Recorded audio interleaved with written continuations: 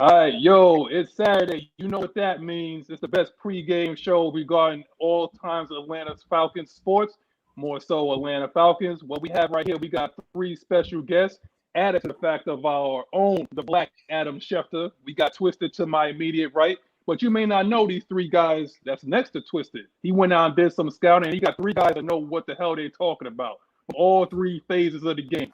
We got to his immediate right. We got Will from Four-Man Rush. So make sure you subscribe to the channel if anybody in here is affiliated with Carolina Panthers, or you like the Carolina Panthers, or you mess with them in any kind of way. You know what I'm saying? Make sure you follow their podcast. It's the Four-Man Rush, all right? On YouTube. We got at the bottom, we got Big Kev. You anything you want to know about the trenches, anything like that? That's your man right there. Big Kev down at the bottom. He's gonna be at the game tomorrow. Make sure you give him a hard time. And at the bottom, we got our resident scout.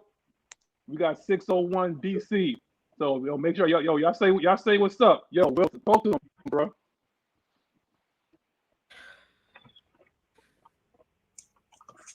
Yeah, man, make sure y'all tune in. Four-Man Rush Panthers podcast. You know, we putting out Panthers content. We also cover other teams as well. You know, thank you for having us this morning.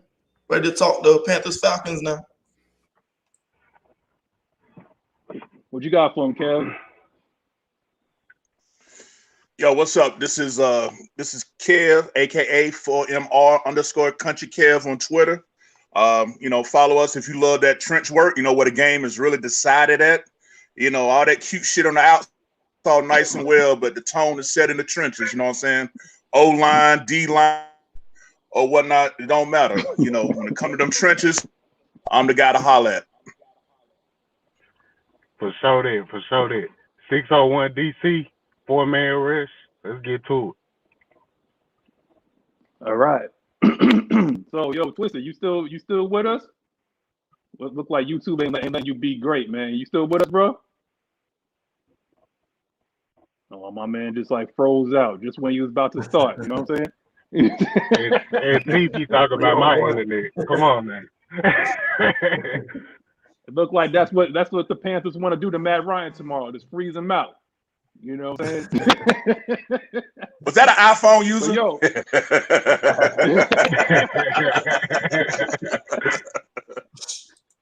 But before we're gonna give him an opportunity to come back, but while we wait for him to pay the bills or whatever he got to do on that side.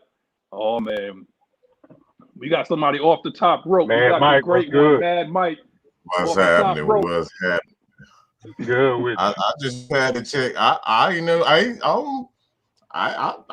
don't know who you are. Like who are you guys? Where you come from? Like what's going on? Somebody come in here talking about that trench work. You know I'm gonna have to pull that card. I'm gonna have to pull that card if you ain't on your ish. Come on, it's the great one here. Hey man, you guys have a good show. Man. I just came on for a second to talk some shit, and that's all I got to say, man. Y'all have a great show, dog. That's mad. That's good, like Hollywood Hogan. Hollywood right there. All right, yo, Twisted, we already did all our introductions and whatnot. So, without further ado, once again, like I said, the Black Adam Schefter, take it away, man. Twisted take. Hey, listen to me clear. The Panthers versus the Falcons is in one day. Twisted will be in attendance to watch the game. Kev will be there. Hopefully, I can take some pictures with Kev after the game, and hopefully, I can talk trash while we going through the game. Let's see what's up with that. But as far as the Falcons, I'll let y'all get into the Panthers or y'all inactive, but let's get into the Falcons. Unfortunately, only person we are missing is Dante Fowler. That's one of the key people that gets sacks for our team, has 2 forced fumbles moving forward. But everybody else is back. DC, you will be seeing A.J. Terrell out there versus Roby and DJ Moore. I know you was hoping a concussion happened, and you ain't had to see him. No, he will be out there this week. You will have to deal with CP, 84 Flash, Mike Davis. Y'all remember how Mike Davis used to be? I wish y'all still had him when C-Mac gets injured, but hey, it's a part of the game. Everybody's ready to go. Dean Pease has already stated he's going to keep using the young gunners to his best of his ability. That's Jalen Hawkins and Richie Grant. He's going to try to work them into the fold with the OG vets and Herman and Eric Harris. Eric Harris is back from a shoulder injury. I don't even know how he hurt his shoulder. I think he was faking because Tua pretty much ran him over.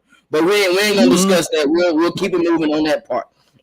I'm looking forward to see how Matt Ryan will be able to gel with this offensive line.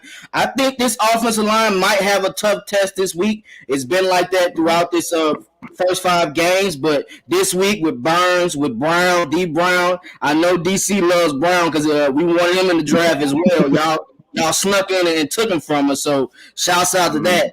And I gotta bring up Hassan Reddick. Reddick is key. 6.5 sacks. Moving forward, I know they're going to try to get after the QB. Let's hope, since we got Caleb McGrady coming back from COVID, that he's able to stop that rush. Because I swear, Burns, Hassan, all they do is look for forced fumbles. They're not looking to hurt the QB. They're looking for strip fumbles to create turnovers for their offense to get short field. So I'm looking forward to seeing this matchup.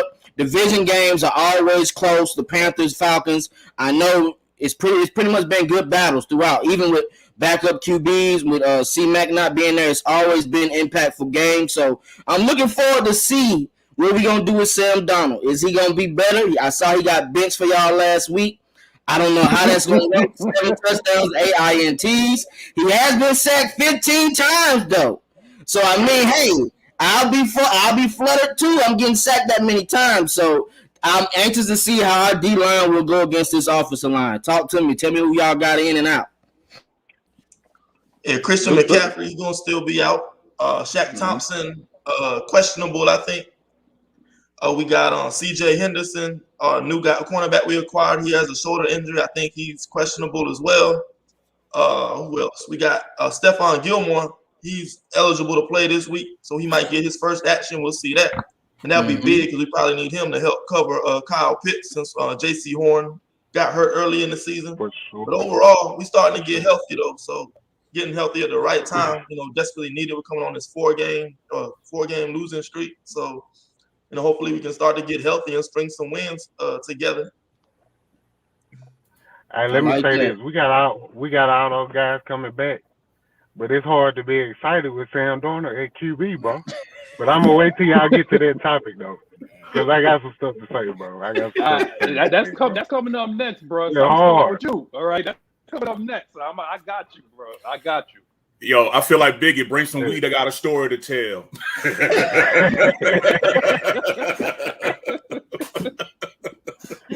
Hey, hold on. I gotta ask y'all, bro, before we get into it, since you said it's the next topic, why do y'all think Donald has progressed in these past 4 weeks and he's losing games? Is it because of C-Mac?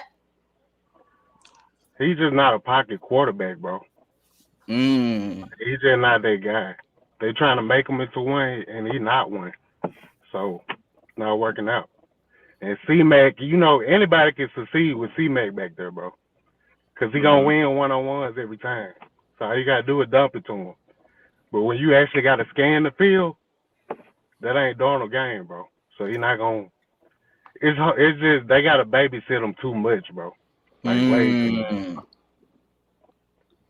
And it's hard to win games like that. When he was up here, because I'm from New York, so when he was up here, you know what I'm saying, that's basically what they did. They didn't put him in the right position to succeed. And then when he got down to Carolina, everybody was like, oh, he finally got the weapons to succeed. And now you see exactly what he's doing. So now it's a him problem. That's why I was going to ask you guys, because you guys know exactly what y'all are talking about. I see that y'all was in the sweepstakes and try to get Deshaun Watson. You know what I'm saying? Like, y'all would rather sit there and trade for Deshaun Watson and take that L for the year, and they come back next year with it, than to sit there and deal with this dude. So what do you do if you guys lose? I remember who was it? Will was saying that, if y'all lose this game, y'all might want to start looking out for the draft. So what's y'all take on Sam Darnold? Because for us, it's one thing. It's like my man just said it when he was on the Jets. Make him see ghosts. My brother, we lost to the Giants 25-3. Yeah, it's like 25-3, bro. And that was the same Giants team that just gave up 38 points the week before to the Rams. So I mean, Taylor Heineke killed them, bro. Taylor Heineke killed them. I don't want to hear that Sam name no Darnold more. I can't do don't want to nothing. hear that name no more, man. I don't want to hear that name no more. That it still hurts.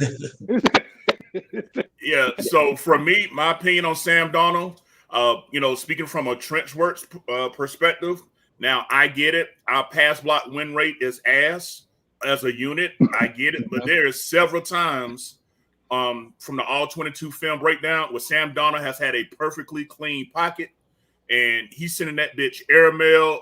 It's hitting the ground. Like, it's really really all over the place, man. I'm like, bro, like, don't get me wrong. Like I said, our offensive line as a unit collectively, for those that don't know what pass block win rate is, that means each assigned blocker maintaining his block for at least 2.5 seconds or longer. And like, we're like 31st. You know what I'm saying? We're only doing that 45% of the time. You know what I'm saying? So whoever is assigned, they're getting through a lot, whenever we go to pass play. So I can get it from that perspective, but it's just way too many times where he's got good protection. Perfect example, the first play of the game threw an interception. Perfectly clean pocket at the last home game against the Minnesota Vikings. Very first play of the game. I'm like, really? And then I think Will shared a stat where DJ Moore and Robbie Anderson are top 5 in the NFL for like the most air yards missed wide open for a quarterback. Or something like that. Bro. Jesus. Damn shame. So that's a damn shame, bro.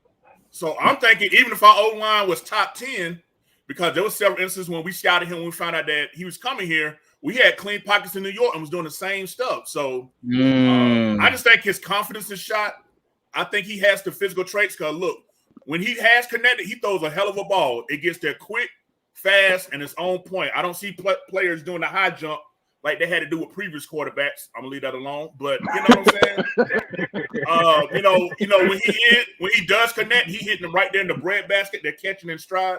They're able to get yak. But for me, I just think he's got the tools physically, but mentally and emotionally, he done checked out. And we trying to babysit him, and it ain't working. He's seeing pressure is not there.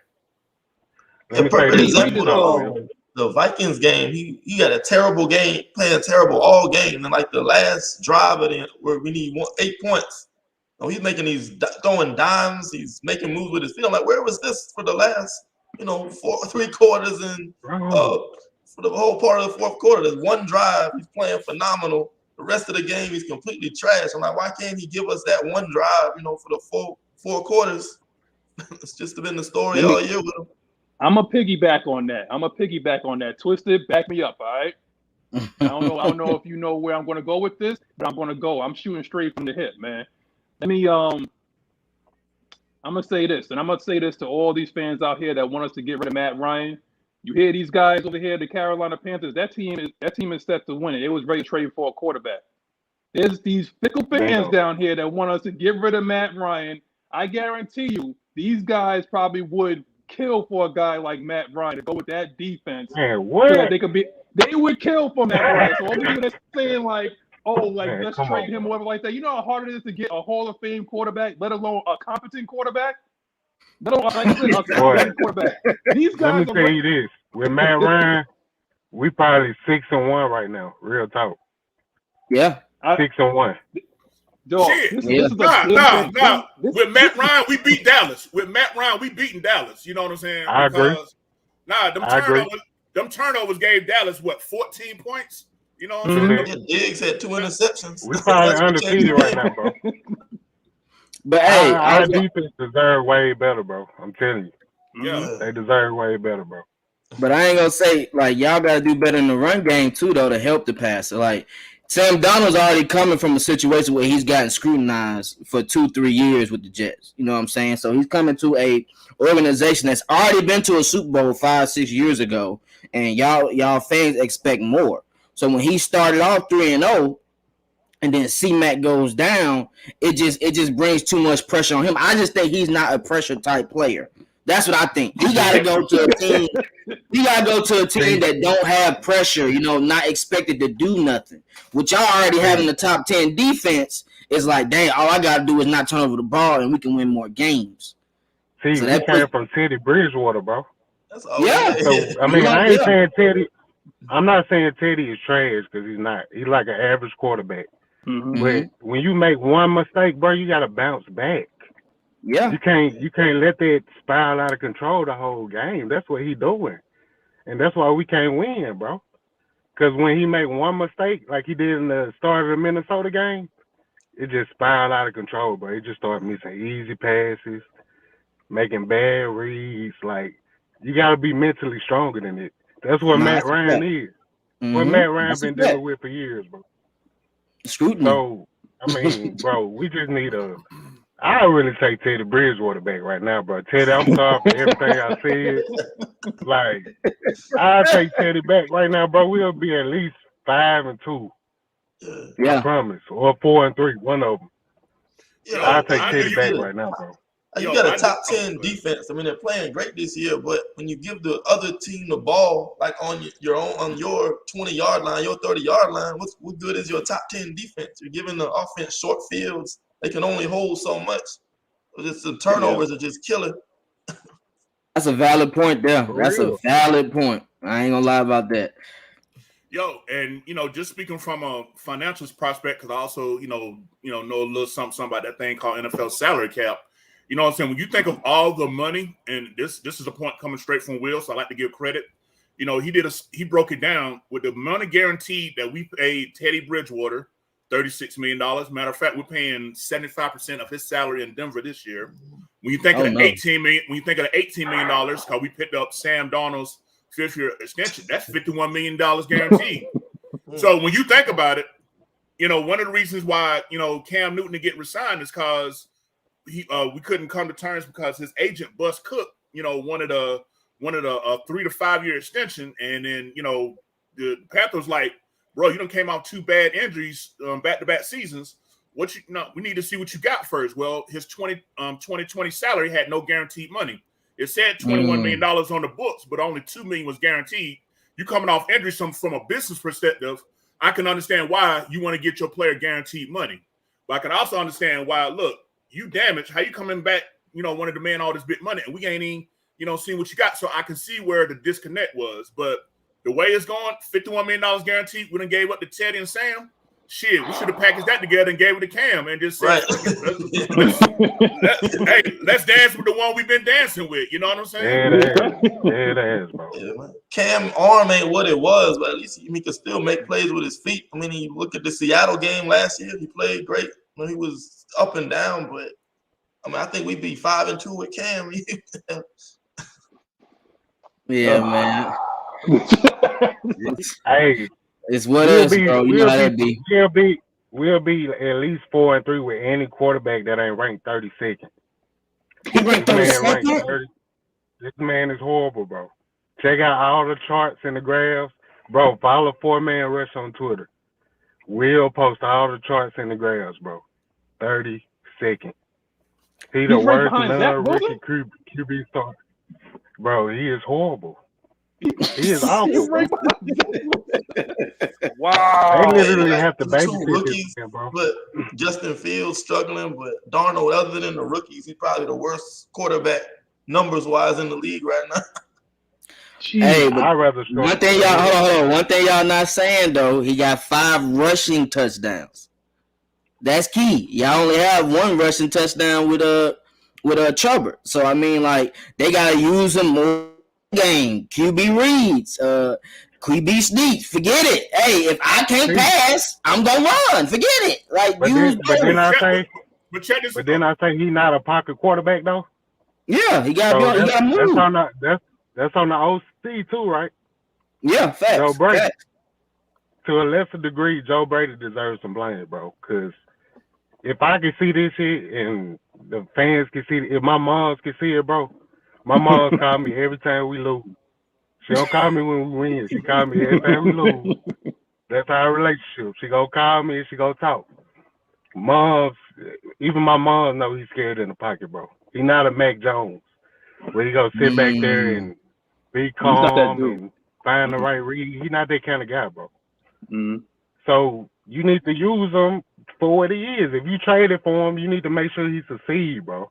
Facts. He can't sit back there and I mean they already had training wheels on him, And I know they expect him to be an NFL QB. He's not an NFL QB, bro. He's a backup. Let's just call it what it is, bro. He's not an NFL quarterback. That's But let me Kirk ask you Cousins this. 2.0, man.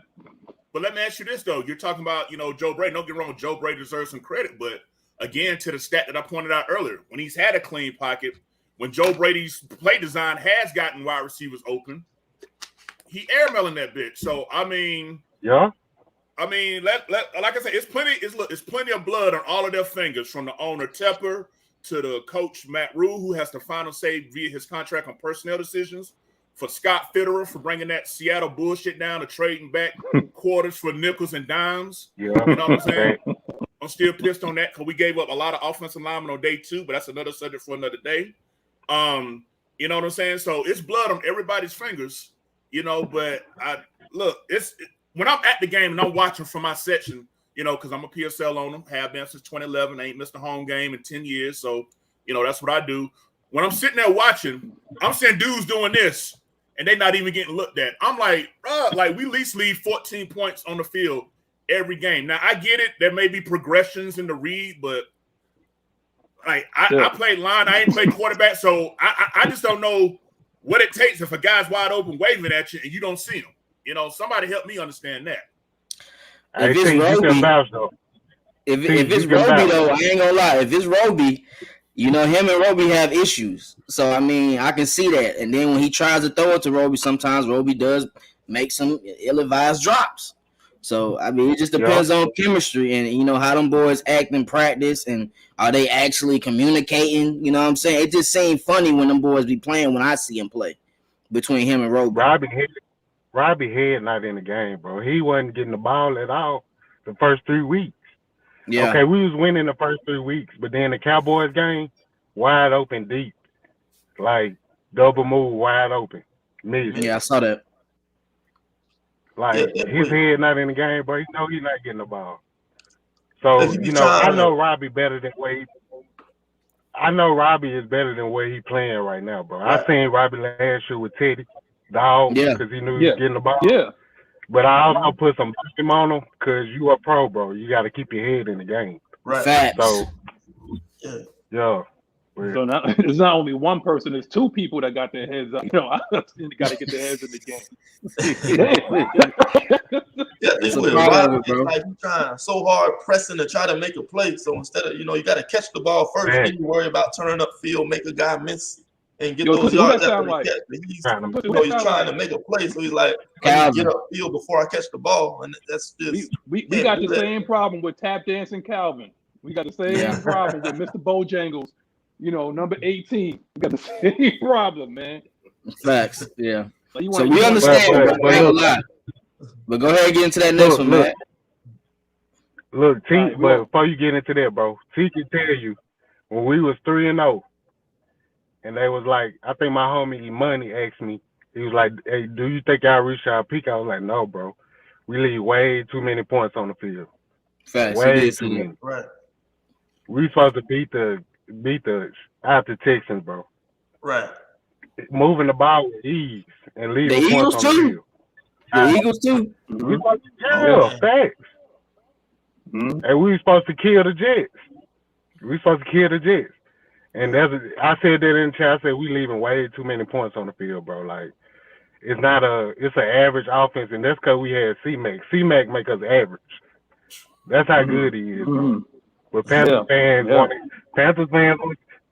fans want to get rid of him, but I'm sure y'all gonna get to that. I'll talk about it. Let me ask y'all though, because we all know that y'all, I'm about to get into the next one real quick, but it seems like you guys are ready to move on from Sam Darnold. It seems like the organization is ready to do the same thing too. How y'all feel about Jalen Hurts? Would y'all traded to bring Jalen Hurts down? I want Tua Tagovailoa, bro. Because you from Bama. That's because you like Bama, DC. It might be. But see, that too. But I know he's gonna find the open guy most of the time. Yeah, he's gonna find he'll take checkdowns. He'll take checkdowns. Yes, bro. I just want, bro. If we had Tua, we'll be at least, competing. We not even competing right now. That's just how I feel, bro. I'm willing to bet y'all compete on Sunday though. It's a division game. Y'all can compete on Sunday. Y'all gonna bring y'all best energy and watch all them 4th down, 4th and 4s, 4th and 2s. They going for it. So expect that. Mm-hmm. Yeah. I hope so. Real talk. I think So we're gonna move on. We're gonna move gotta on to get the next one. Darnold in a rhythm, I think. So instead of trying to come out throwing, maybe do some read options, RPOs, design QB runs. Some QBs like to get hit and run a little bit before they get, in the game and get focused. So I think that's the key to them all. We can just get Sam involved in the run game early. Don't have him throwing the ball 30, 40 times. That's probably our best chance. Just run the ball through Chuba, Royce Freeman, get him more carries, and at least give Darnold 5 to 10 design runs. Hopefully that's the way to get him settled in and maybe have a decent game where he doesn't lose it for us and we can, have the defense win it. And I think we should, I think we should use our screen game more because our pass block is so suck. You can't tell if we're actually trying to block you or set you up for the damn screen. You know what I'm saying? Like I don't know about no screen game, bro. I ain't gonna lie to you now. Maybe versus another team, but not versus our linebackers. Your best bet to win this game is run right at them boys. Yeah, right at Jones fast, sideline to sideline. You want to run at him? I don't know about no screens, bro. I seen him literally. He literally dissects screens too fast to where if your left guard is pulling, I'm out of there. I'm right in the backfield already. You can't. Deion Jones ain't that person with no screen. I don't trust screen when come Deion. I ain't gonna lie. My whole point is it's all about the illusion. Cause like I said, you can't tell if we set you up for the screen or we really trying to block. That's all I'm trying to say. Hey, look, we might, do the okey doke on them and have. Oh, that's for the screen. Oh no, them niggas really trying to run. Oh shit, boom, first down. You know what I'm saying? Like. Hey, just give the illusion of a screen, something, man, because it's, man, like I say, watching us in the trenches after the game, all 22, man, that, like you need like a half ounce and like a 40, man, because that shit is depressing, bro. Like, for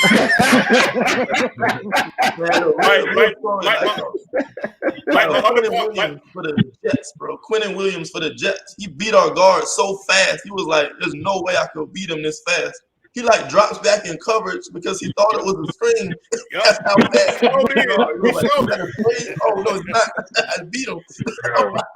If he had rushing, he would have got a sack. But he was like, he beat him so fast. He was like, "There's no way I beat this guy this fast." Like, it must gotta be a screen.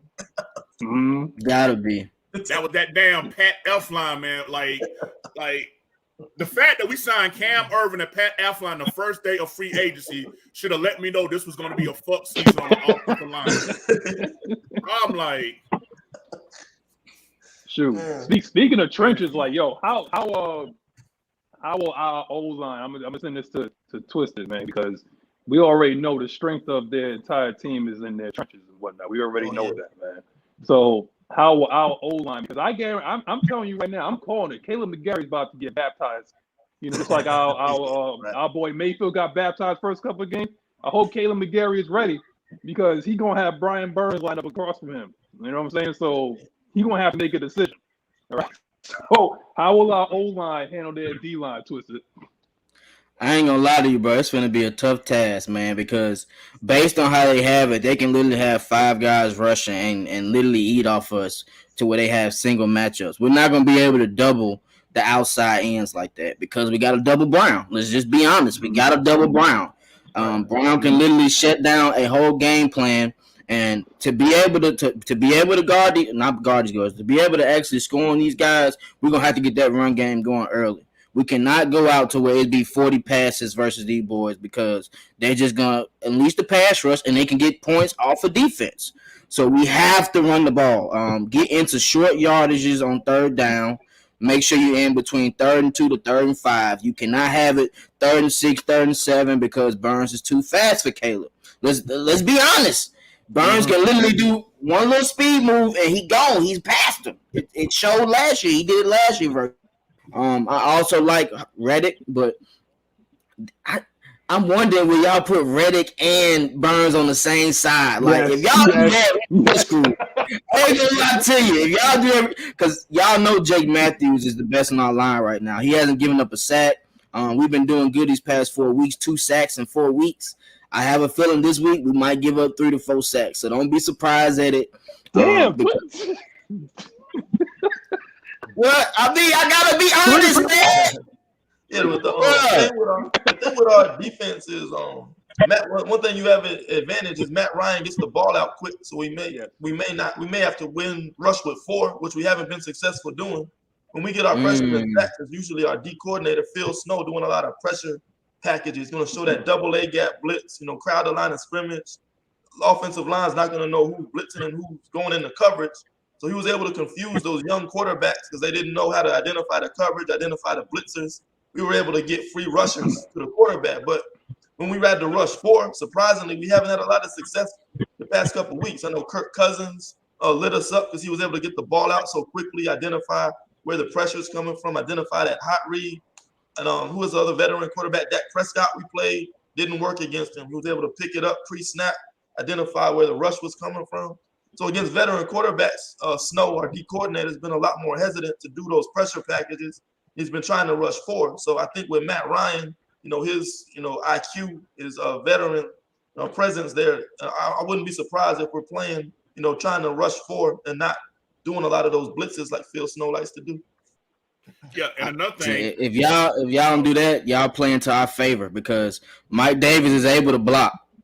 He's able to pick up pass rushers, and if they do have free blitzes, he's gonna pick that up. So I expect Mike Davis and Lee Smith to be in the game a lot more this week. And Lee Smith, he's gonna have, bring your lunch mail, bro, bring it, cause they bringing it, bro. I hope I don't gotta see Reddick and him on the same side. I hope they don't do that, but it's a possibility.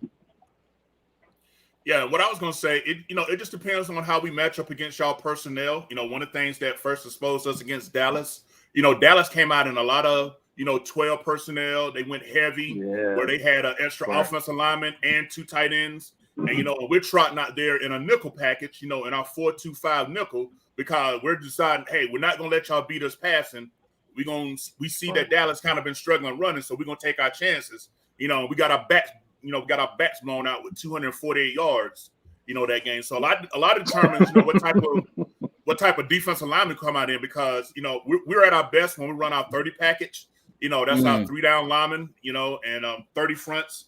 I know y'all talk a lot about Derrick Brown, but somebody else that y'all need to keep an eye out for is the guy we picked up from Tennessee, Daquan Jones. He eats up double teams, and that was one of the reasons. And with Shaq Thompson coming back, that was one of the reasons why Shaq Thompson had a lot of success because unlike the last couple of years after the Thomas Davis, Luke Kuechly era, our defensive lineman wasn't keeping guys off him. Well, with Brown and Daquan Jones, and let me also throw in Morgan Fox, who we picked up from the Rams, it's more than just Derrick Brown on the defensive line that has opportunity to take advantage against y'all offensive line as well. Plus the fact that Burns and Reddick flip-flop sides. So I think both McGarry and Matthews are going to see equal opportunities with both.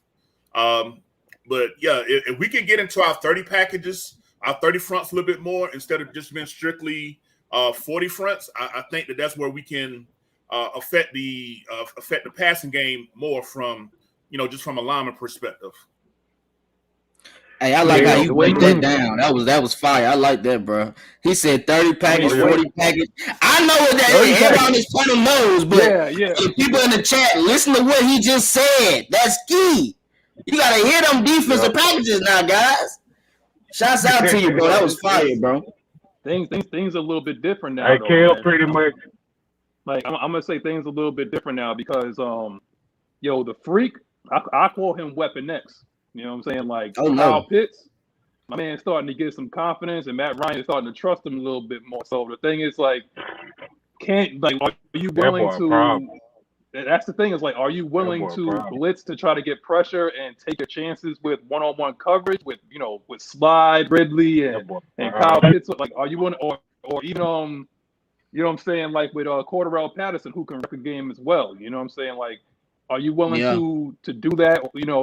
And then like take your chances and have your trust your corners more, or are you willing to sit back in the zone and maybe just have one of our weaknesses, which is also running the ball, and you take your chances to have us nickel and dime you, down the field? Like, what would your take on that would be? Yeah, it's a good point because I mean look at Kyle Pitts. I don't like Jeremy Chin trying to cover him. I like Chin as a player, but coverage man to man isn't really his biggest strength. So I think Kyle Pitts versus him, that's a mismatch. Dante Jackson, our corner, having a great season, but Calvin Ridley been his kryptonite since his rookie year. He just hasn't had good games against Calvin since he came into the league. So that's another facts. thing. I'm like, I don't like that matchup. I mean, is Stephon Gilmore going to play? That might be a big boost to our defense. I don't know if he's going to play yet, though. So that'll be something. They talking about it. They talking about he going to play. Game time. He got activated this morning, Will. I didn't know if you saw it, but they activated him for the game. So he's deactivated? Yeah, he's activated. Okay, so that's going to be a big boost right there. Yeah. And a rookie, got to watch out for Keith Taylor, a rookie, 5th round pick out of Washington. I mean, he been probably one of our best corners for the last couple of weeks. I mean, he went toe-to-toe with Devontae Smith in Philly. He did good against Justin Jefferson and Adam Thielen in Minnesota. So, I mean, he's been putting against some good receivers. He's been playing great. So, maybe he gets that opportunity to guard Pitts as well. So, it'll be interesting to see if Snow goes back to last year playing that zone. Wait. Y'all better put Gilmore on Pitts. Y'all better put Gilmore on Pitts. Yeah, that's why he activated. Yeah, he got to see Pitts. Because Calvin Ridley is already small. So, like, Gilmore, you don't have to put Gilmore on him unless he just starts eating. But if Pitts gets off early, Matt Ryan ain't going to shy away from him. These past 2 weeks, he ain't shying away from him. If he feels that coverage is going to be there, y'all might want to bracket coverage him like they do Waller. A lot of people ain't the only time Pitts has been stopped is when he's getting bracket coverage. Pitts just better be glad J.C. Horn ain't playing this game because we all know who took his cookie in college. I'm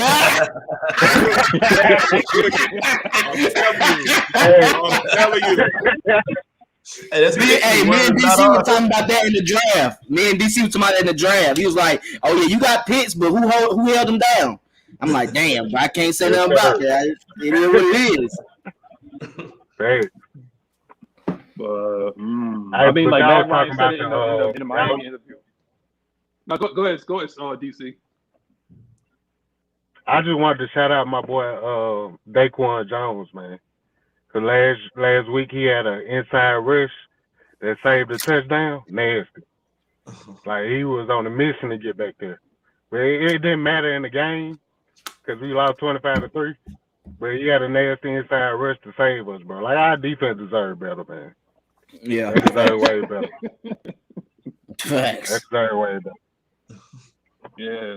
But that's what I wanted to say though. Yeah, because I hope y'all got Shaq Thompson back too, though. Is he? Yeah, I think it's a game time decision, so we'll see. Yeah. So you might as well just put Shaq Thompson on Pitts. Nah. No. Man, you ain't slick. Man, you ain't slick, dog. Man, like, yeah, just put him on Pitts. He couldn't even cover off. Look, I'm gonna be straight real with you. Matt Ryan said in the interview last week when he was playing the Dolphins, he could not believe the fact that they was just playing man coverage across the board.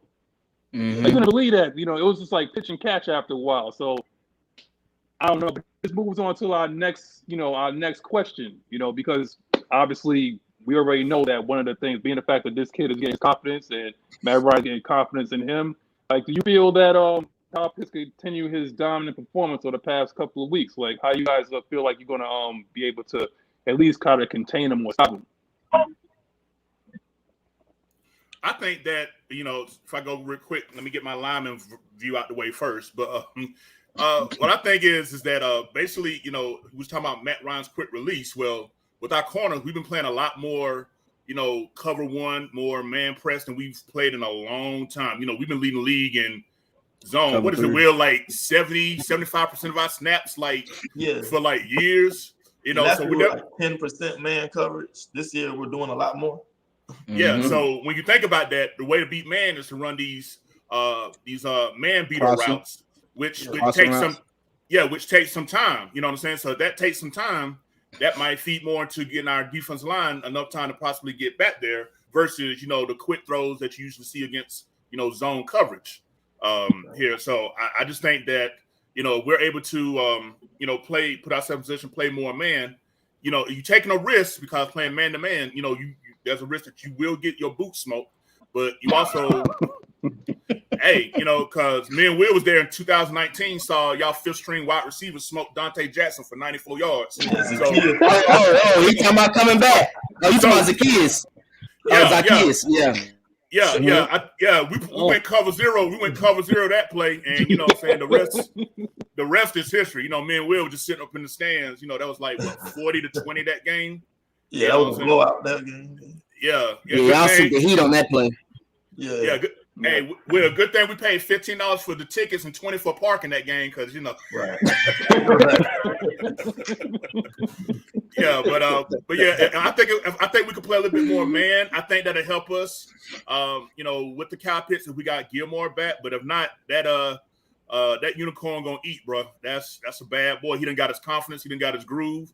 He's already a matchup nightmare. So it just depends on if we can dictate flow defensively with our coverage and with our line play.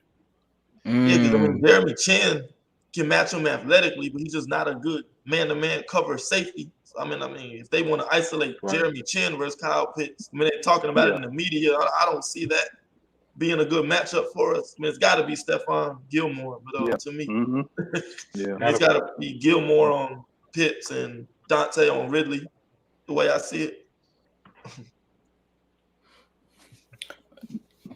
What you got to say? Yeah, look like you got something to say, man. I'm gonna let DC go first. Let the Panthers say how they feel. Then I'm gonna go. Go ahead, DC. I pretty much agree with what my bro said, but if Gilmore plays, we might can contain them. I'm good with the yards. I'm not good with the TDs. Like, we gotta hold them out of the end zone, and because Kyle Pitts, they got, bro, he gonna get yards. Like, I saw him last year against 13, got open with the inside move easily. So he's just that guy, bro. He's one of them guys, bro. Like, we played them in the SEC championship. He's just that guy, bro. Like, now you gotta hold him at the end zone. You gotta hold him at the end zone, and if Gilmore can contain him, where he ain't winning every battle. I just need you to win some battles. Like, win half of them, then we'll be good. We probably can win. You know what I'm saying? But if you let the man go off, it's a wrap. So we got to win 50% of those battles against Pitts. We got to hold Ridley down. I need my boy Dante to bounce back, because that's who I want him to guard. He say he elite. He put it in the media that he elite. I need to see it this week. Who said that? He been holding it down. Dante. Jackson? He been hooping this year, bro. I ain't gonna hate on him. Hey, DC, it's easy to hoop on 7 getting pressure. It's easy to hoop when your safety is a playmaker. Chin is a playmaker. That's true. Even if he give up catches, he might fumble you. He might pull the ball out to cause a swat. Like, that's a part of being a playmaker, bro. And a lot of safeties don't have that. Chin has that, and he knows how to return the ball. That's what he said in the media, so I need him to back it up. You know what I'm saying? He got Ridley this week. I remember an interview he did where he said Ridley one of the toughest people in the league to guard. Right. So this your test, bro. This it right here. Show me what you got. You know what I'm saying? You can hold Ridley down. Get Ridley like 60, 70 yards. I'm good with it. You did your job. Because Ridley ain't, he a pro too. Mm-hmm. So, and he was a first round draft pick. So you're not just going to shut him down like Lattimore did that one time. But give him 60, 70 yards. I'm good with that. But don't just let him go off. DC, don't sneak that in there like that either. Don't sneak that in there. That light-skinned dude ain't locked nobody up. Lattimore is grabby. He don't be locking people up. They don't call penalties on that man. Hey, he get away with it. Can't hate on it. I can't stand that. Lattimore's a creep. He stayed grabbing. Lattimore's a creep. He's going on SVU. He's going on SVU, man. He stayed grabbing. All I can say is, Dante Jackson, this is your contract game. This is your 4th year. Calvin really has took your chain since he came into the league. I mean, he rocking a chain around that says LSU. He took your shit. If you want this contract extension, Go out there and earn it. This game right here. This game and December 12th back in Charlotte. Get your chain, my nigga. Get your chain back. It's so one-sided. This story looking so one-sided. Calvin really just had his number. Yeah. It's like, bro, you want to win one rip? Can't even get hey, man. He got lucky that game y'all went to in 2019 because really had scored and then hurt his oblique or something 2 plays later. So he ain't had to see him like that.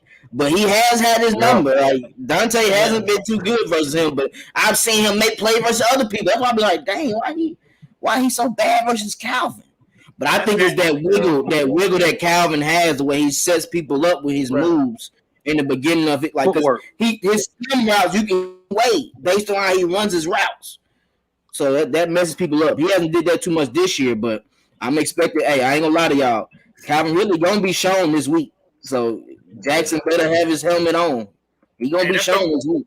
That's them SEC ghosts from Alabama, LSU. That's all that is, man.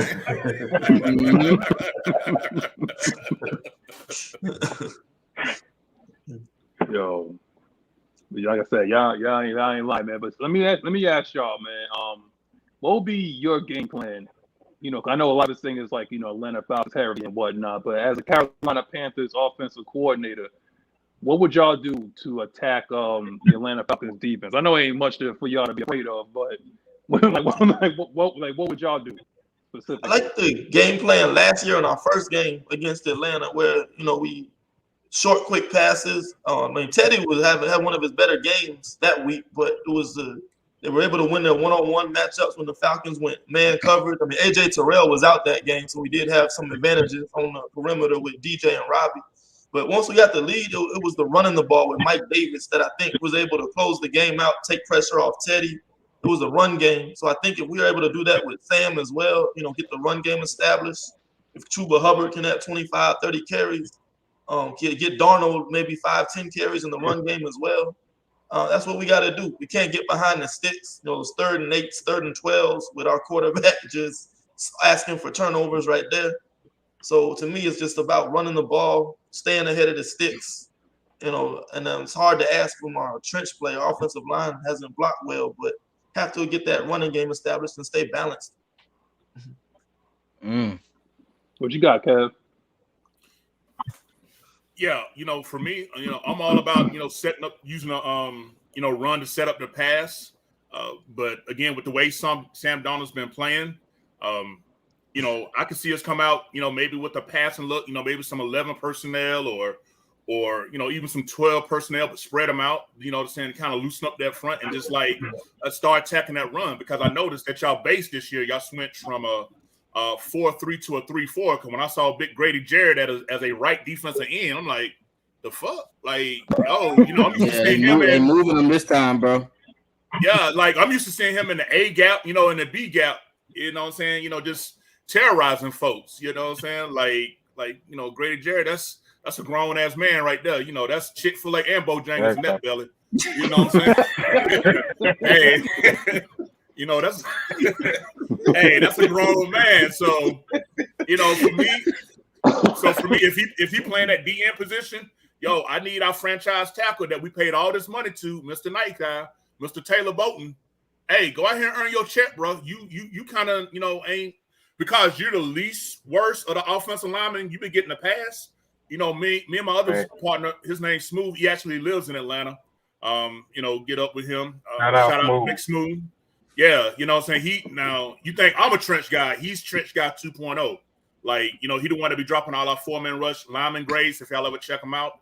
Like I said, me and him been watching film together for years. So, but yeah, definitely we definitely need to attack y'all, particularly up the middle. A gap and B gap run plays. I wouldn't mind us going some 21 personnel with a fullback and getting on them light linebackers. Because like you said, pass wise, nah, but run game.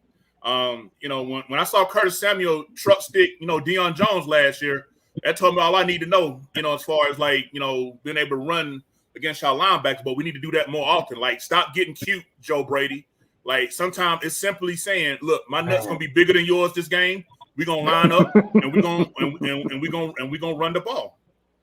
Hey, I'm glad you said that because a lot of teams we play don't do that enough. Like, not grades, but gradings can be deceiving. You know what I'm saying? We're 12th in rushing right now, right? But in all naturality, people go to the pass too quick versus us. Like they can get a 5 or 6 yard gain and then they go to another pass. Like, oh, okay, y'all wanna bail us out? Appreciate you. Go ahead, do what you want to do. A lot of teams don't just get physical and say, "Hey, I'm finna just run the ball 6 straight plays and hope they stop it." They don't do that. And I'm hoping I want to see our defense take advantage of that. So I'm hoping the team actually does that so we can show we can stop the run because we really haven't shown we can stop the run enough because teams don't run it on us. We miss a lot of tackles sometimes. You know why. You know why. Who's our nose tackle, man? Who's our nose tackle? You know why we can't stop the run. What's his name? I'm not talking about that fake Saints player, bro, Davidson. He's trash. Yeah. Hey, Mike Purnell better be started this week. I don't want to see that no more. This man is 6'3", 300-some pounds. He has to start. Stop deactivating that dude. Let me ask something real quick, because I mean, he was a teammate of Derrick Brown. What's up with y'all boy Marlon Davidson, the other defensive tackle? Like, because he was talking big boy shit draft night. You know what I'm saying? Like, he about to show Derrick Brown, you know, what's real and this, that, and the third. And I mean, like, is he like, what's up with him? He's in, like, he has injury issues, bro. Like, I actually met him in person at training camp. You know what I mean? Like, the games he plays, he makes plays, but he just gets injured too much, or he's not. How can I say this without being rude? It doesn't seem like he's in shape. Like, he don't seem like he's in shape. That's my issue with him. But when he's out there, he makes plays. Versus the Buccaneers, he got a sack. Versus the Giants, he made a couple plays, but he just gets injured, bro. Like, when you're a big guy like that, you can't eat all the time. You got to be in that gym heavy, and you got to slim down to get right. So he's only held when he. So he's only held when he well. In other words. Yeah. And I swear, if we can get Brady on the field for 30 to 40 plays a game, it would make impact because Marlon has pass rush skills and he can bat the ball down, but he just doesn't be in there enough. That's all I can say. You know, I particularly don't enjoy, like, every time that we draft a defensive lineman, they need to talk shit on draft night. It didn't work well for Tack McKinley, and I hope it's going to work well for Marlon Davidson. But every time that we draft some sort of defensive lineman, they need to talk a whole lot of hellish shit. Like, just don't say nothing, man. Just get the quarterback, man. That's all we need you to do. We've been lacking this for about at least 10 years, man. No pass rush. I mean, that's why we got to call man rush. Put you on game. Tack balling in Cleveland. With Miles. Huh? Is it? In Cleveland. Miles Garrett. That's easy to do when you got Jadeveon Clowney and Myles Garrett doing all the damage and you come in getting the leftovers. Exactly. That's all he do. Tack is trash, bro. Right. Tack is trash. Hey, look, Wes Horton was eating behind Charles Johnson and Greg Hardy. Then when the spotlight became his, you know what I'm saying? He just got his light skin today, so he could be and disappeared, you know. Over with. Y'all, it's crazy, bro. Hey, let's go ahead and do a little. Let's go ahead and do a little plug in. Go ahead and plug y'all show one more time, bro. You got it, Kel? Yeah, so what you can do is check us out. We got our own website. So just go to, for all y'all that just Panther fan, if you just want to support us after, hearing us out. So go to the 4 man, rush, rush.com. From there, you can get all of our social media sites, Facebook, Twitter, where we get, we talk facts, but we get petty if you try us. You know what I'm saying? Like YouTube. You know what I'm saying? Will got that great film breakdown, things like that. We got great blog writers. So again, if you're just a fan of football, regardless if it's Panthers or not, you'll definitely enjoy our content on our sites, man. Shout out because we got recently we got the deal to be distributed by Fansided. You know what I'm saying? We're the only Carolina Panther podcast on their national chain. So they reached out to us. They like what we do. So. 4-man rush, we doing our thing. We still grinding. We got goals we want to reach, but if you like good, credible football talk with some laughs and some jokes, come on through. Dope. sure. Hey, say y'all Twitters too, though. Say y'all Twitters so they can know. Yes, Yeah. at 601 4-man DC. rush, 4 OUR man rush. DC. 601 DC. 601 underscore DC. Kev, go ahead and say your Twitter one more time, bro. My Twitter is 4MR underscore country, but it's with a K, KOUNTRY, Kev, KEV. Got you. Hey, well, we got to plug ours too. There's 90 people out here. Go ahead and like and subscribe to all the channels that's on here. Mad Mike, Miss Maggie's channel, Drew Talk, K Styles, Twisted Towards TV. You know I got it. So if y'all subscribe to me, go ahead and subscribe to me. I already put the preview out a couple days ago. So I know Panthers now based on DC, because me and DC we debate all the time. So I gotta look and see what the Panthers doing. I ain't playing that. DC ain't gonna have no ups on me. So I gotta make sure I know these teams. But make sure y'all shout out all the platforms, man. We appreciate y'all joining us, man. It's always dope content with you guys, man. I watched a couple shows. DC sent me the links yesterday, so I checked it out for sure. Yo, and real quick, I just want to say, like I say, after this, I'm hitting the road. I'm coming to Atlanta. I'll be there for a couple of days. Like I say, see if I can catch these Braves tonight. And also, going to be at the game tomorrow. So anyone's going to be at the game, I'll be in section 324 in the Mercedes-Benz Dome. I got several fans, Falcon fans. It's like family to me.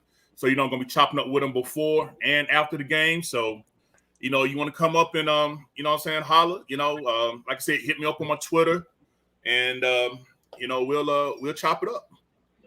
Hey, also, I'll be in section 114. So I'll be there as well. Yeah. He's down. Oh, you fancy, huh? Oh, okay. What you mean? Oh, down there.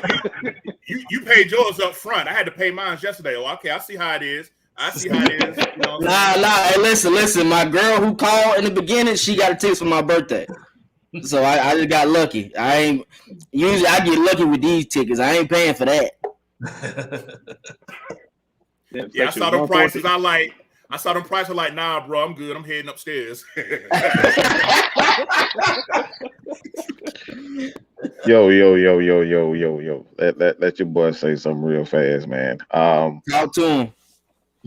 Hey, man. All you guys, y'all keep doing exactly what y'all doing, man. I'm always checking y'all out. Y'all welcome to come back anytime. Everybody on this panel. All right. So don't believe all the bullshit that's out there. That AFN, we think we better than everybody. Ain't none of that bullshit. We all love. You know what I'm saying? Everybody stick together. Keep supporting each other, man. Like I said before, everybody's welcome here on Atlanta Falcons Nation, man. It ain't nothing but family, man. We are the nation. That's what we all about. It's not just Falcon shit. Panthers is all football. All football lovers. So you guys are more than welcome to come back. So that's all I got to say about that, man. Yeah, appreciate the love. Sure. And if any one of y'all thinking about coming up to Charlotte for the December 12th game, they know me as the plug. I got different connections. So if anybody trying to look to get come up that weekend, need a place to stay, looking for tickets or whatever. If y'all decide to come up, like I say, don't know if y'all know my boy Eric Parker. That's one of my yes, sir. Oh yeah, Eric. Yeah, that's my dude, man. That's the mem. That's the petty mem god right there. I've been in the trenches with him a few times. Yo, that's who I be with every time I come to the ATL. So I'll be hollering at him or whatever. But yeah, I done looked out a couple times for him when he come up. But yeah, anybody that want to come up for the rematch on December 12th, if you having problems getting accommodations, hit me up. I know who to get you in contact with to get you right. That's from me to you. Yes, sir. Yeah, that's what's up. Appreciate it, bro. That's what's up. Now, we gotta talk about predictions, though, on it. Yeah, I was going to see because we've been neglecting the chat. You know what I'm saying? I even know roll call. I was sitting there being extra petty. You know what I'm saying? So, there's too many of y'all in here, right? There's like 87 heads up in here right now. So 87 heads, 87 likes. If you don't like that, I got 3 words for you: like, share, and subscribe. Now, right now, what we're about to do, Q&A. If you got any questions, no matter how dumb it is, go ahead and put it in the chat. We'll be sure to answer it. Make sure it's something that got to do with the game coming up, and we'll make sure to get you on here, you know what I'm saying, to give you like a two seconds of shine. So put your Q&As up in the chat so we can holler at you. In the meantime, while they put the questions in there, predictions, I'm going to start with Big Cab at the bottom. We'll go straight off across. Hey, for me, it's a rivalry game. I get it. We done lost 4 hot. But one thing I learned over the years, because I've seen y'all do it many times to us, it don't matter what the record is. Sometimes you just play your best game because you simply don't like that motherfucker on the other side of the field. It's just something about him that just brings out your best game. So I know it's going to sound biased, but I think it's going to be a tight game. I'm going to say Carolina 27, Falcons 24. Okay. Hey, man, I expect these boys to come out and show some heart, man. Because 25-3 to the Giants, you got to bounce back from there, bro. Like, that's a stain on your name. I expect these boys to come out, man, hitting, everybody being physical. Like, I expect these boys to come out, just like them old Luke Kuechly, Tommy Davis days, where we came out hitting everything. I expect that on Sunday. So I'm going to say 28-21. Panthers, 28-21. Okay. Go get them, Will. Yeah, I mean, I agree too. I think they're gonna bounce back. I think Rule gonna get them motivated. Got a lot of veterans on defense. Probably not happy with their performance last week. I think it's gonna be a low-scoring game. Still not a believer in Sam Darnold. I say 24-21 Panthers. 24-21. All right.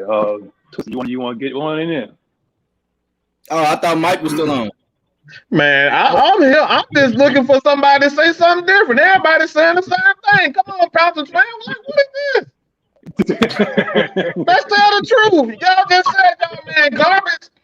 You said this man can't throw the ball straight, and now he gonna beat the Falcons? Come on, bro. Nah, our defense scored 3 touchdowns. We just got a kicker that's not missing. You just praise Matt Ryan. Say he's a Hall of Fame quarterback and talk about the defense gonna go. Come on, bro. Make it consistent. Make it make sense, man. Make it make sense.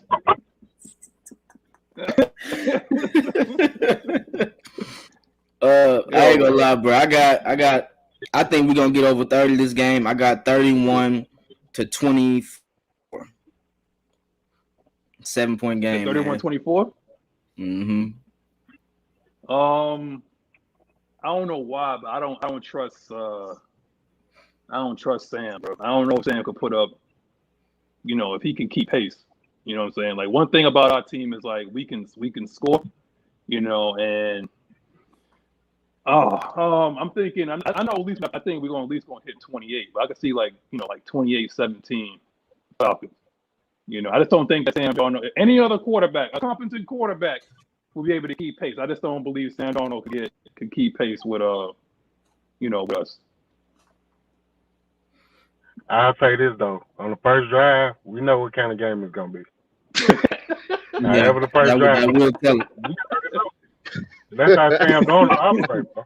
Oh, like if he start out bad, it's gonna spiral down from there. It ain't gonna get better. Like it's gonna get worse. So we'll know on the first drive. Maggie swinging for the fences right here. You see, she said 54-2. Yeah. She hit her bad. She said, "Oh, they scoring as a safety." Jesus Christ. Yeah, I can't even be mad at her. Mr. Motivator had told me he thought we was gonna score 50 points. I didn't know if he was joking or what, but I was like, "Come on, where's the vision?" He said 50. I was like, "Bro, we gotta take in content. We haven't been playing well at home. Like our first good home game was Washington. We should have won the game. So that might play into y'all favor based on how the crowd is. Y'all might have more fans than us. Our fans be other places around in the bar and stuff. They don't even be in the seats. Yeah. So Sam Darnold might not even have that much pressure on his hands. Now, if that stadium rocking, then hey, it's different. But I don't know. But Twisted, when do we see that stadium rocking? One thing I can say about Carolina is like, if they keep pounding, that stadium get loud, man. That's one thing about Carolina. The drum. Yeah, it get. Yeah. That's one thing about Carolina. Like, they got pride down there. Us? No, we at 112. We in the strip club. We doing everything else other than supporting the team. They support more of the Georgia actual college team than they does with the Atlanta Falcons football team. Definitely. You know what I'm saying? Like it's anybody that has a ticket tomorrow, anybody, show out. Just go there, show out, make some noise. It's okay. It's okay. You know what I'm saying? That's all I'm asking. It's okay. Go down there and make some noise. Don't let me hear Twisted be the loudest one down there. I'm gonna be watching it on TV. I don't want him to be the loudest one out there, man. Between him and Big Pat. I'm gonna show out. You know that now. I'm gonna eat food early. I'm gonna be there about 11:30. I'm showing out. But we got some questions here though. Twist, you want to take this? Twist, this is the Falcons specific question. I'm not answering rhetorical questions. I'm not answering rhetorical questions. I liked it, but then I looked at it like, nah, that's rhetorical. All right. Sorry about that. I like this one though. I like this one though. No. That's what I'm saying. Like, should we go after Deshaun Jackson since LA said he's available? I think that wide receiver 2 spot is open. But D-Jackson's not a wide receiver 2. Yeah, he's 3 or 4, but he got speed. He's a 3 or 4. Yeah. I don't even know why he wants to leave the Rams. That would make sense. He ain't getting no man, burn. that man got CTE, bro. That man got CTE. Y'all know that. Come on. You finally with a team, and then all of a sudden a great team that's a Super Bowl contender, and now you talking about leaving. Yeah, that's CTE, bro. Oh yeah, that's wild. I don't know what that's about. He ain't get no burn because Cooper Kupp eating too much. That's what it is. He thought it was going to be something else. Cooper Kupp eating. Like Robert Woods, they don't even know who Robert Woods is anymore. It's Cooper Kupp or Tyler Higbee. That's it. And the discussion. The only thing is, like, I'm not sending, like, what would you send to LA for D-Jazz? Because personally speaking, I'm tired of taking everybody's garbage. Okay, like I think we good with what we got. I don't want to take everybody else's garbage. I know Deshaun could run, but according to our little fickle fans, Matt Ryan can't throw the ball deep. So why are we going to get him there? I'm just saying, well, you gotta ask. They say. Like, how much does Sean improve y'all team? That's what you gotta ask. To be honest, man, he can be a speed demon, but it's just about, is he gonna get flustered if he don't get the ball? And that is showing already. Matthew Stafford has one of the best arms in the league as far as throwing deep passes. It will behoove you to stay there. So if you can't even stay in that situation, I don't know what you'll do in our situation. Bro, I'm not sending like a 4th or 5th round pick over there just so we could throw a bubble screen or one deep ball per game to him. I'm sorry, I ain't doing that, man. Get out of here. We can get guys like that in the draft that can run like 4.3. Like, come on, man. We already got somebody running 4.3. Not the bubble screen.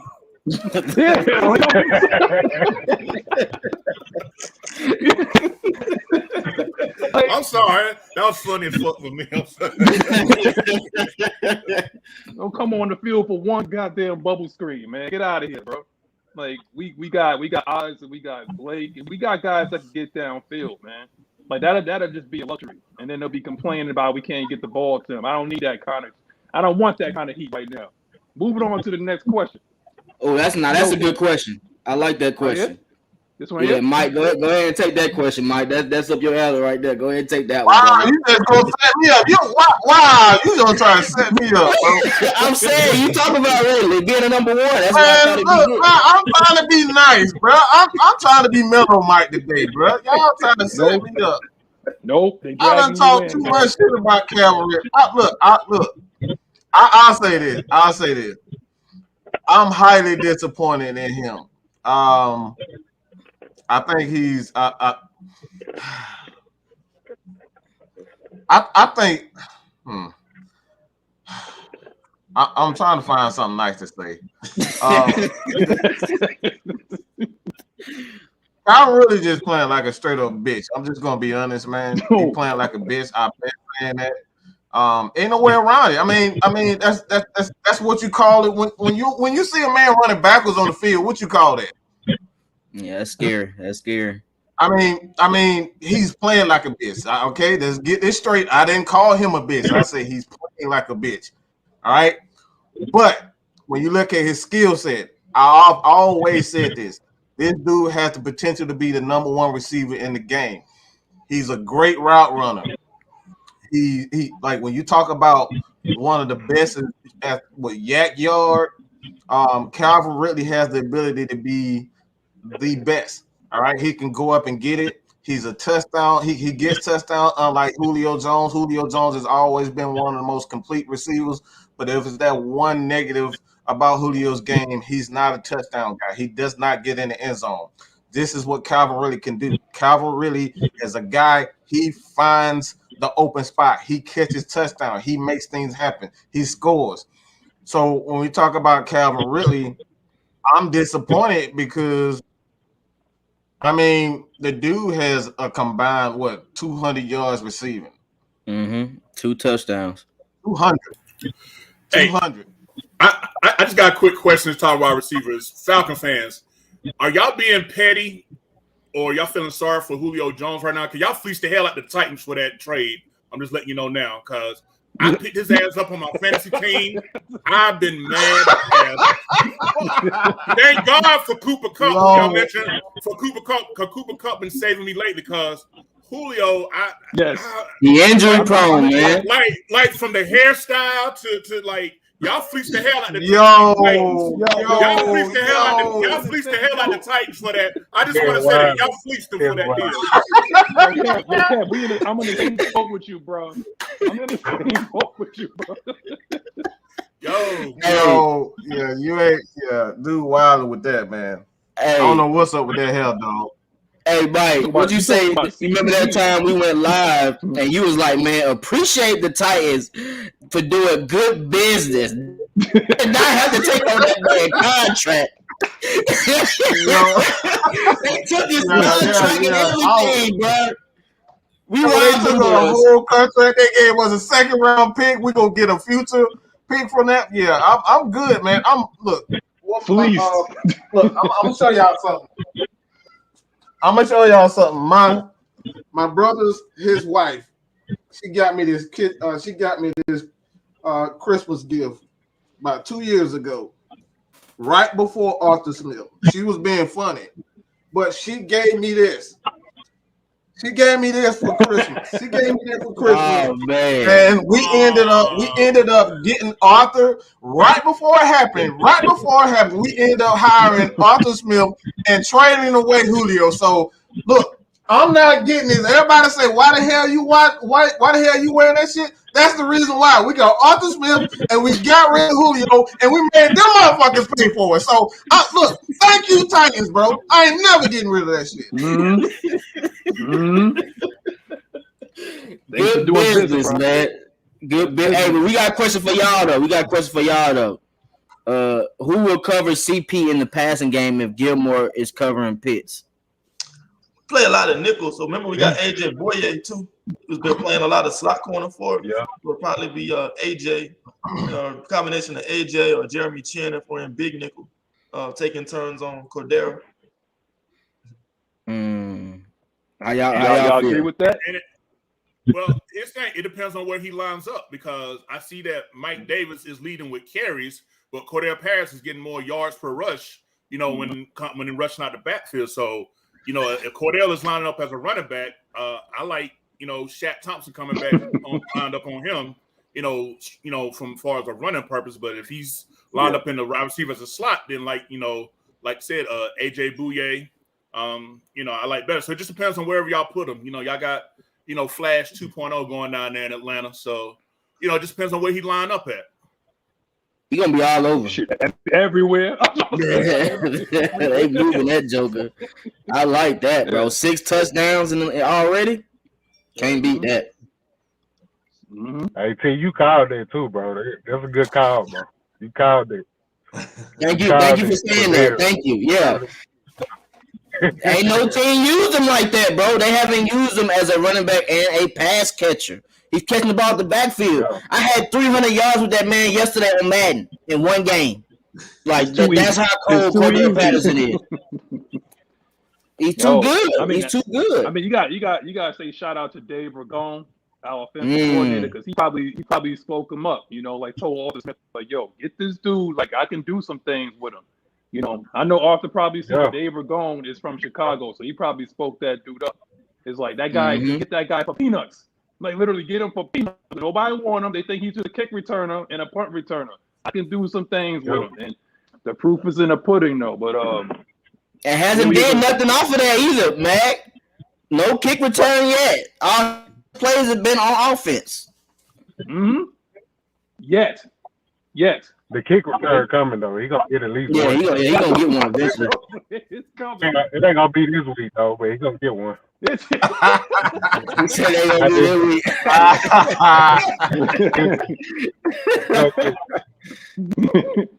So here's another one, man. Rodney Brown said 24-17 Falcons. Any chance we trade Thor, Hayden Hurst before trade deadline?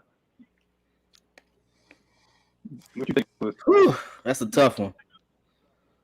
I want Hayden to be there, bro, but it's just we got a lot of playmakers moving forward, bro. And if somebody come with a good deal, they'll trade them. But if they ain't got no good deal for them, let's keep them. Let's see what we can do. We already paying them. That's how I feel. You gotta come. You gotta show me something. Yeah. Well, who y'all tight end depth after that? Because I'm thinking, like, I mean, knock on wood, you know. But what if Pitts go down? Like, who's gonna step up? You know, I think a lot of fans think a player supposed to get 100% of the snaps. Injuries don't happen. Like, this ain't Madden. We cut off all the injuries. You know what I'm saying? Any kind of freak shit can happen. Like, look what happened to J.C. Horn. You know, he was just backpedaling, broke 3 bones in his damn foot. You know what I'm saying? Like, crazy shit can happen. So I think fans underestimate the quality of having quality depth. You know what I'm saying? Yes. Like, best team I can think of is the 2017 Philadelphia Eagles. They had 9 starters on injured reserve. They had quality backups, and they won the whole fucking thing. So, you got to say something for having quality depth, behind good playmakers that start. Kevin, they weren't supposed to win that game either. Julio dropped the touchdown. We ain't gonna act like he ain't dropped that touchdown. We would have been in that Super Bowl if he wouldn't have dropped that damn touchdown. So for all the Julio fans, remember good and bad. Versus y'all, 2018, 2017, the same year, dropped a wide open touchdown. I remember that. I'm saying if Cam would have jumped on that fumble, we'd won Super Bowl 50. I'm saying, Yeah, that's facts. That's facts. Cam checked out. If the if was a fifth, we'd be drunk as hell right now, fellas. Come on now.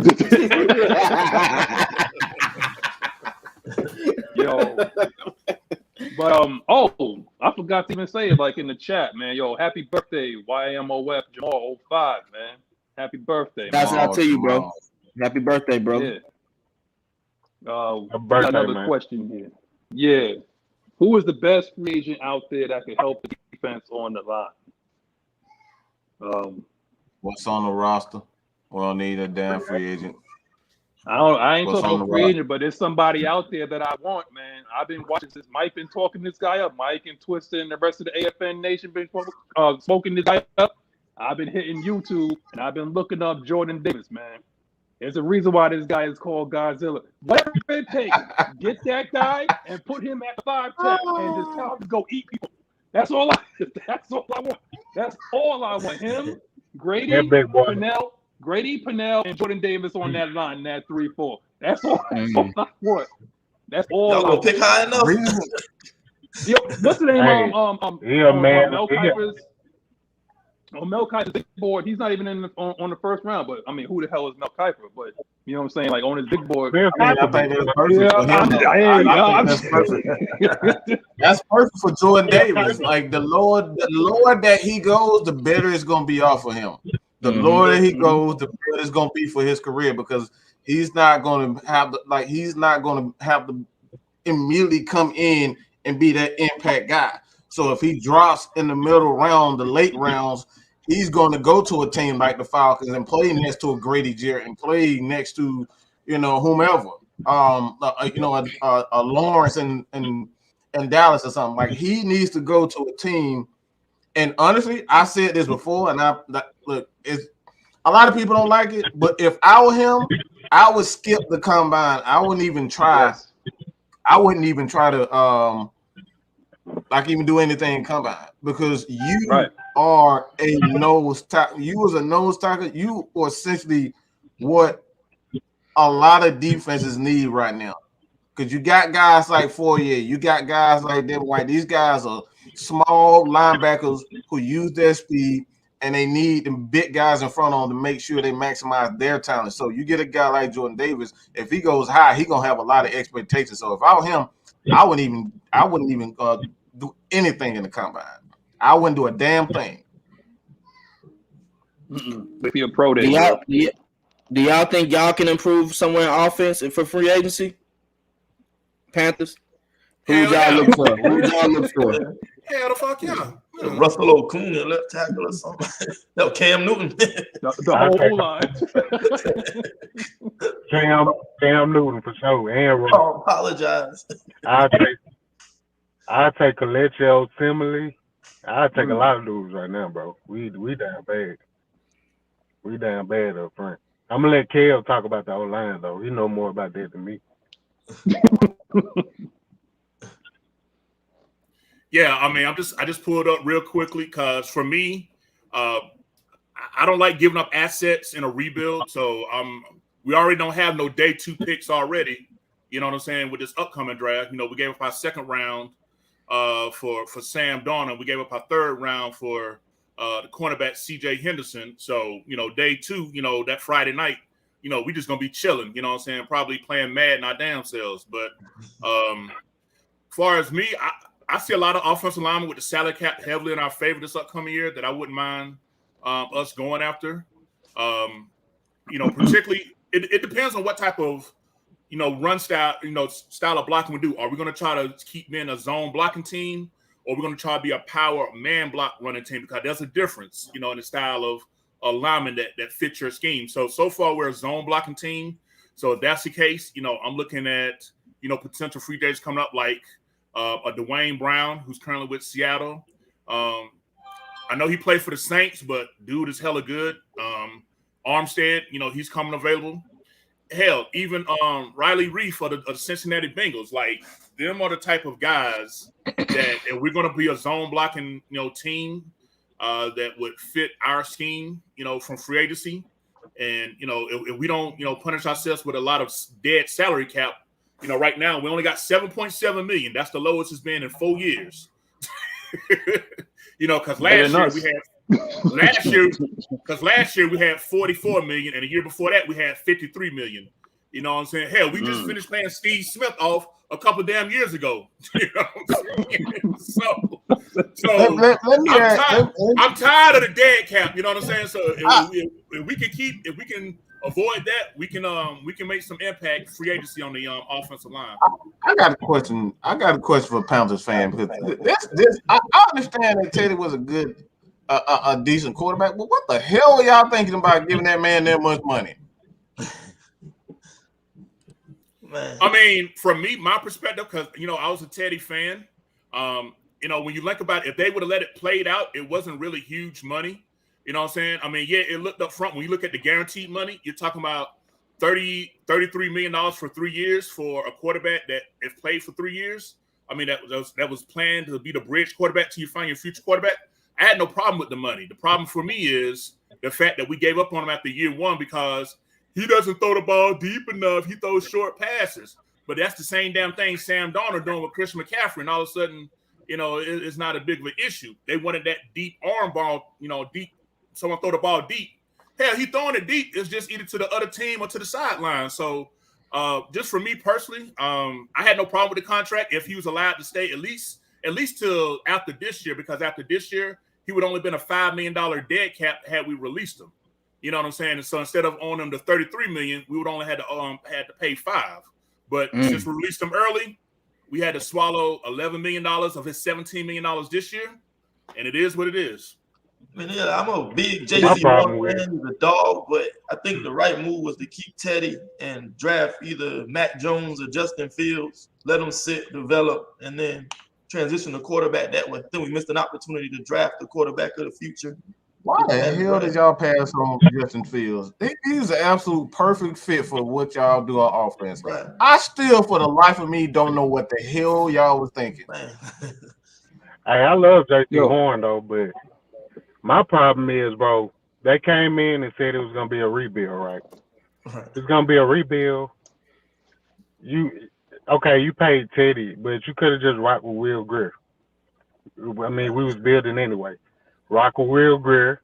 We had Trevor Lawrence right now, or any quarterback you wanted, because we probably gonna be number one, because Will Grier is not good. So you could have rocked with Will Grier for a year. We would have had Trevor Lawrence, and we could have went from there. See, now you behind because you wasting all this money on quarterbacks, trying to, I don't know. I don't understand what they were trying to do. They said they was rebuilding, but then they trying to compete at the same time. You got to pick a battle.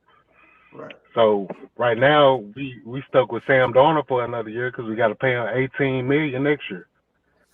So we in bad shape. These dudes out here playing Madden with the salary cap, man. Yeah. Man, you playing Madden with that salary cap, bro. So we out of money and we out of draft picks. So it's just a fucked up situation, you know what I'm saying, for us no matter what we do. I mean, it's like the lesser of two evils. Do we suck it up with Sam another year and try to rebuild the rest of the team, like finally get this offensive line right, which, again, I was hollering for it that we should have did because this was the perfect draft, for us. When you look at the Kansas City Chiefs and their offensive line, they did it the right fucking way. Their top three interior offensive line has the highest run block win rate and the fifth highest pass block win rate going on right now. And they drafted Creed Humphrey out of Oklahoma. They got my boy who I wanted out of Tennessee, Trey Smith, which everybody passed over for because of his medical condition, but he's showing that, y'all made a mistake, you know what I'm saying? And they got the free agent guard out of New England, Thurney. So, they rebuilt their whole offense line. Now, I know their record not showing up, but just simply from film and playing, them guys playing their ass off. We had a chance to do the exact same thing, but we chose to go with players with a high RAS score, and they can jump a certain, man, fuck all that. This ain't Temple. This ain't Baylor. You know what I'm saying? In the trenches, you got to have some dogs. You got to have some people that's just going to look at their blow snot and be like, I'm finna beat your ass on this play, and I'm going to beat it over and over. We ain't got that. We got a whole bunch of church boys that can run fast, and it's showing up on the film. Facts. Damn, you sure you ain't got Dan Quinn Cousins or something on the damn team? Yeah, I'm about to say, you sound like us last year, bro. Damn, that sound like damn Quinn. Yo, four-man rush. I'm gonna ask all three of y'all, man, because Tony Wright got something on here. It's like, I don't know if it's breaking news, I don't know if it's official, but it says it's been reported by CBS Sports that a possible blockbuster trade between the Houston Texans and Carolina Panthers involving QB. Y'all already shaking your head. Trading Christian McCaffrey is not possible because of his contract. So I think the team was interested. Our owner is very aggressive. We wanted Deshaun Watson, but I think they're going to hold off until his legal troubles blow over. We may revisit it in March and we'll see. But McCaffrey won't be part of that deal. His contract's just not tradable. It'll probably be draft picks and maybe one of the young corners. Yo, somebody have enough assets because they asking for three. They asking for 3 first round. The dudes Carolina have these the assets to even get that, and on top of and on top of like getting weapons around him. I know DJ Moore is a good receiver. Terrence Marsh is still up in the air as far as like what he can do for the team in the NFL, but.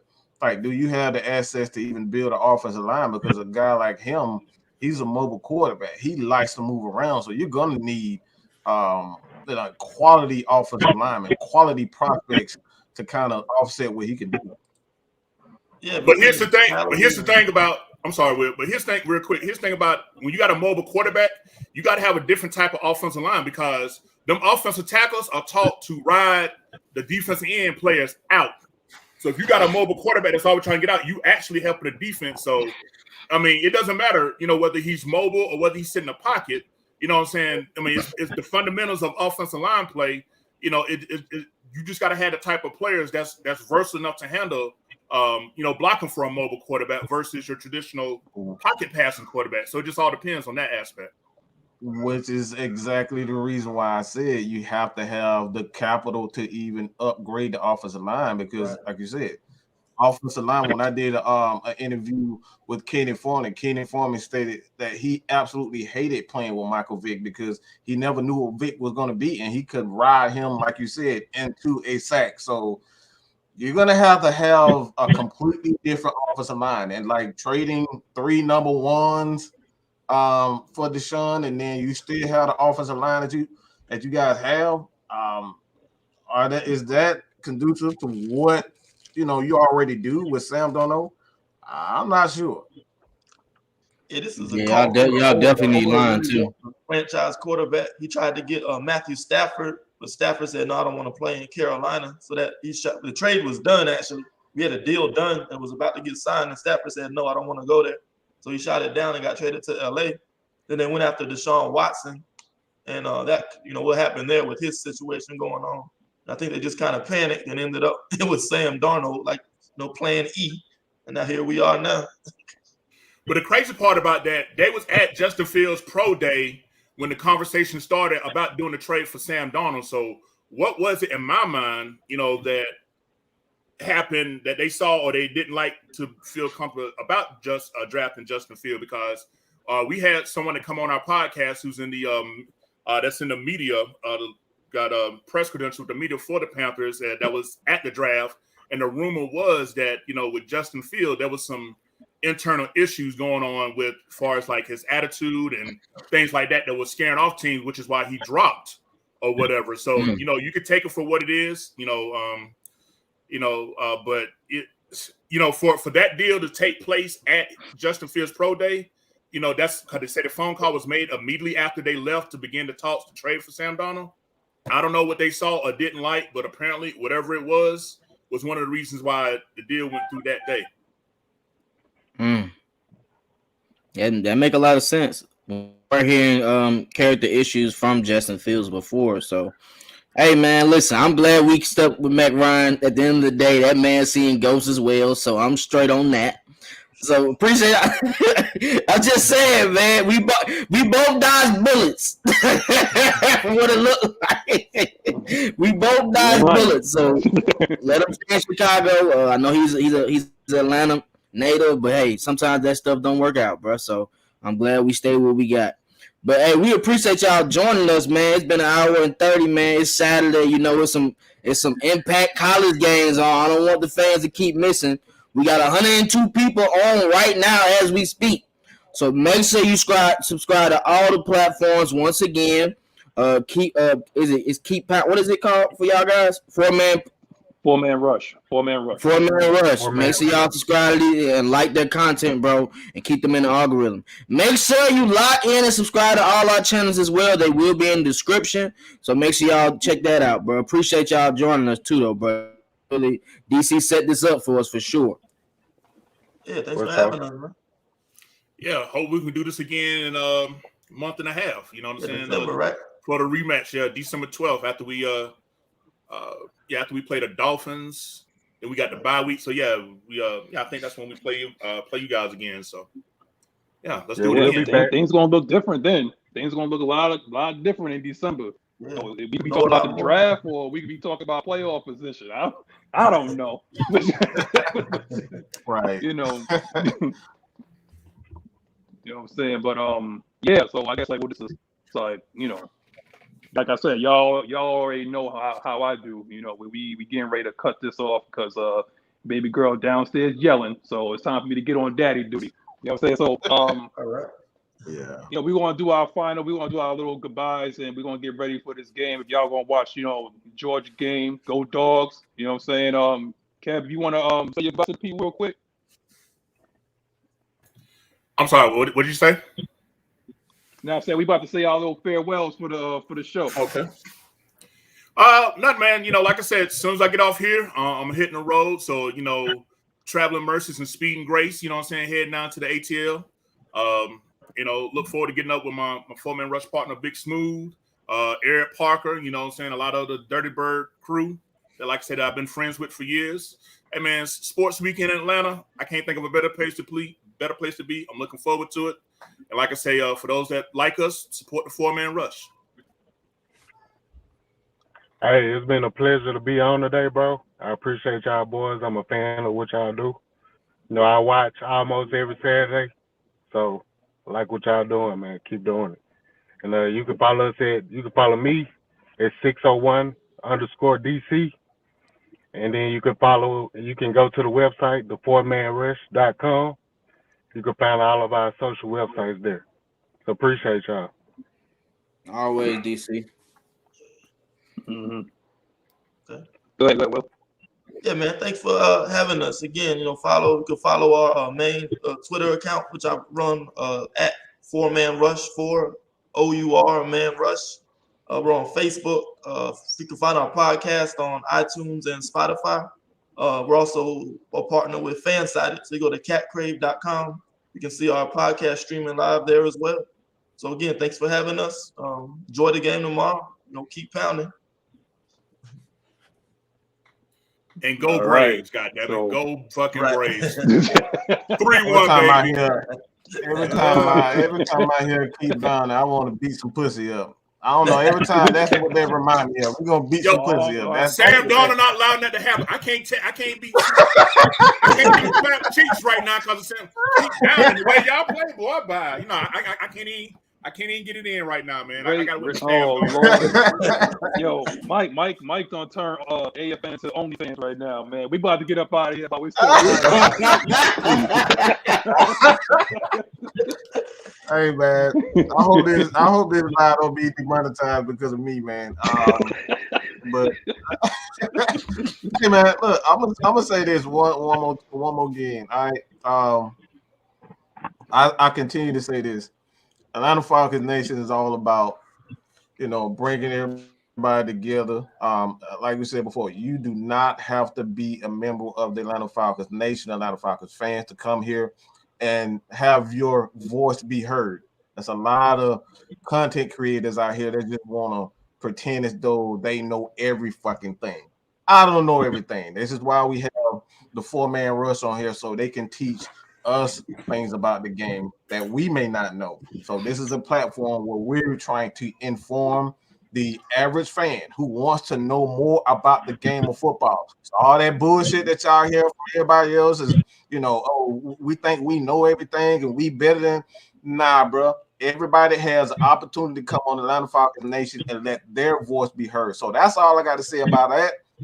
And you guys continue to support them, support us. Atlanta Falcons Nation, man, My Sports, Twisted Torch, 6-man K Styles, Miss Maggie T.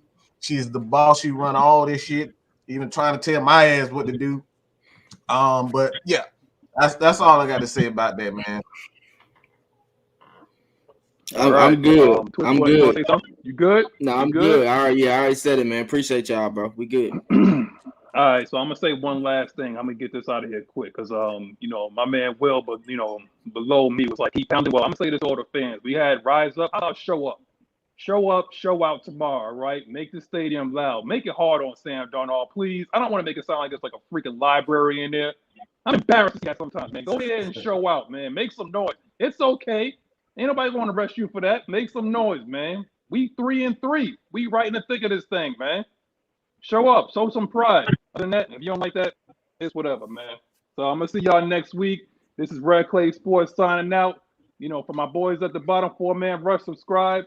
Mike, Twisted Torch, Magnus, we out. See y'all.